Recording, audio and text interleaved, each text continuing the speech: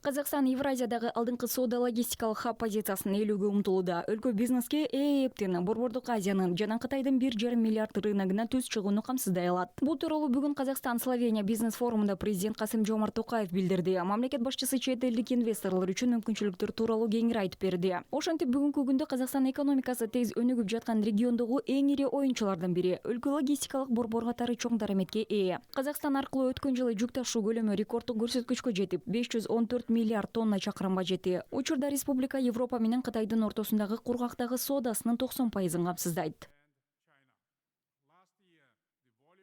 We are actively developing major international corridors, including the Middle Corridor. Биз орто коридор жана түндүк-түштүк сыяктуу ири эл аралык транзиттик артерияларды активдүү өнүктүрөбүз. Каспий деңизи аркылуу өтүүдө биздин Актау жана Курык порттору чоң роль ойнойт. Алар аркылуу ташылган жүктүн көлөмү өткөн жылы рекорддук чекке 4,5 миллион тоннага жетти. Транспорттук байланыштарды чыңдоо жана сооданы кеңейтүү үчүн биз Словениядагы эң ири порт болгон Копер порту менен тажрыйба алмашууга жана өнүктүштүктү тереңдетүүгө багытталганбыз.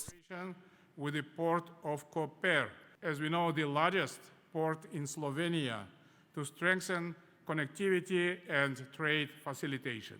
Мамлекет башчысы эки тараптуу мамилелердин келечектүү багыты катары өнөр жай жана энергетика тармагындагы кызматташтыкты атады. Айрыкча казак мунайынын дээрлик 70% евро биримдик өлкөлөрүнө экспорттолгондуктан бул жерде мүмкүнчүлүктөр чыңдап эле чоң. Өнүктүштүк үчүн дагы бир келечектүү багыт жашыл энергетика. Мындан тышкары Касым-Жомарт Токаев словениялык өнүктүштүктөрдү агро өнөр жай комплекси, фармацевтика жана IT тармагында биргелешкен инвестициялык долбоорлорду ишке ашырууга чакырды.